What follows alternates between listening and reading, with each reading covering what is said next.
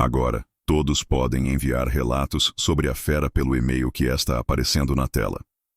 Por favor, não se esqueça de ler as regras, que estão no comentário fixado ou na descrição. 2 dias se passaram desde o último incidente, e a tensão na fazenda parecia crescer a cada noite. O silêncio do campo era perturbador, e Pedro sentia o peso de um segredo crescente. Mas naquela noite, os horrores da fazenda voltaram a se manifestar de maneira cruel e insuportável. Certo trabalhador, um jovem chamado Marcos, com apenas 2 meses de experiência na fazenda, estava de plantão no turno da noite. Como os mais antigos, ele não sabia muito sobre os acontecimentos estranhos que ocorriam durante as noites de lua cheia. Portanto, ainda estava desinformado sobre os verdadeiros perigos daquele lugar. Marcos era responsável por verificar a segurança dos currais e das plantações, e como bom trabalhador, cumpria sua tarefa com diligência. Ele fez seu caminho até o curral de cavalos, verificando se os animais estavam seguros e tranquilos. Tudo parecia bem, sem qualquer sinal de anormalidade. Satisfeito, ele começou a caminhar em direção à plantação de milho, mais afastada, onde deveria fazer a última rodada da noite. O som da grama sendo pisado sob seus pés e o silêncio da fazenda à noite eram os únicos filhos ao seu redor. No entanto, ao chegar perto da plantação, um barulho peculiar chamou sua atenção. Era um som abafado, difícil de identificar, que parecia uma mistura de rosnado de animal e um grunhido humano. Marcos parou imediatamente, seus sentidos alertaram. A sensação de desconforto e medo começou a tomar conta dele.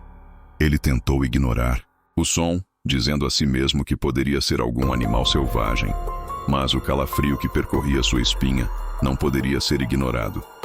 O som se aproximava, ficando cada vez mais audível. Era um rosnado profundo, algo que não se assemelhava a nada que ele já tivesse ouvido antes. Seus passos desaceleraram e sua respiração ficou mais pesada. A sensação de pavor apertava seu peito, e ele não podia evitar o medo crescente que tomava conta dele. Com passos lentos, ele começou a se afastar, ainda tentando racionalizar a situação. Talvez fosse apenas um animal que se aproximasse do campo.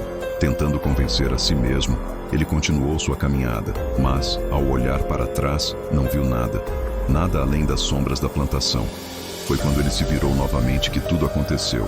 Algo rápido e imenso o agarrou pelo pescoço, levantando-o no ar com uma força sobrenatural. Marcos teve tempo de reagir mal, e antes que pudesse gritar por socorro, sentiu uma dor intensa em seu ombro. Algo cortante e quente o atingido. A mordida do monstro foi brutal, e o som de seus dentes rasgando a carne era aterrorizante. Seu grito ecoou pela fazenda, mas foi rapidamente silenciado. O lobisomem, com seus olhos vermelhos e sua boca ensanguentada, não lhe deu chance alguma. O pobre trabalhador foi silenciado de forma implacável, sua vida sendo ceifada ali mesmo, na escuridão da noite. O silêncio voltou a dominar a fazenda, mas a morte de Marcos não passaria despercebida. Logo, a verdade sobre o que acontecia naquelas noites sombrias se espalhava, mas o medo ainda seria o maior inimigo. A fazenda estava sendo devorada, tanto por seus segredos, quanto pela fome insaciável do lobisomem. E à medida que o tempo avançava, mais vidas seriam consumidas por esse pesadelo. Enquanto a noite avançava, uma tragédia se desenrolava na escuridão da fazenda. Luiz, outro trabalhador, havia chegado junto com Marcos há 2 meses. Os dois eram amigos inseparáveis e sempre ajudavam um ao outro em suas tarefas. Quando o turno de Marcos terminou e ele não retornou ao alojamento, Luiz decidiu procurá-lo, preocupado com o que poderia ter acontecido.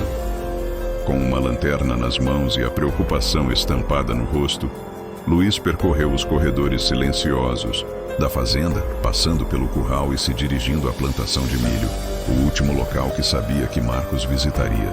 A cada passo, o silêncio e o ambiente sombrio aumentavam sua inquietação. Ele chamou pelo nome do amigo, mas sua voz ecoava sem resposta. Quando Luiz adentrou o milharal, notou algo incomum. A luz da lanterna revelou um corpo caído no chão, parcialmente oculto entre as plantas altas.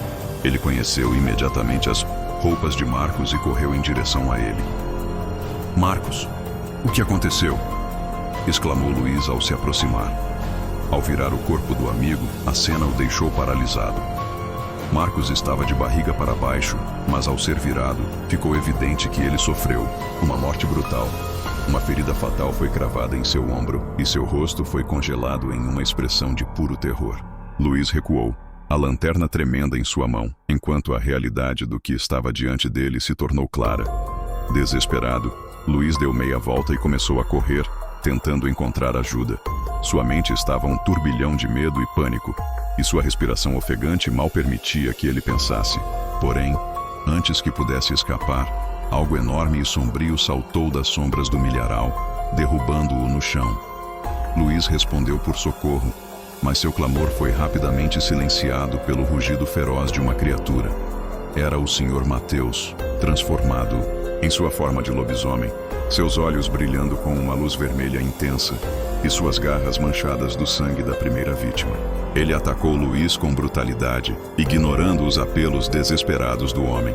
Os gritos de Luiz ecoaram pela fazenda, alcançando os ouvidos dos outros trabalhadores que se encolheram em seus alojamentos, aterrorizados e impotentes. O som logo cessou, deixando apenas o silêncio macabro da noite. Naquele instante, mais 2 vidas foram tiradas pelo monstro que comandava a fazenda. O medo e a sensação de impotência entre os trabalhadores aumentaram ainda mais. A cada dia que passava, ficava mais claro que algo precisava ser feito, mas o preço de desafiar o Sr. Mateus era mortal.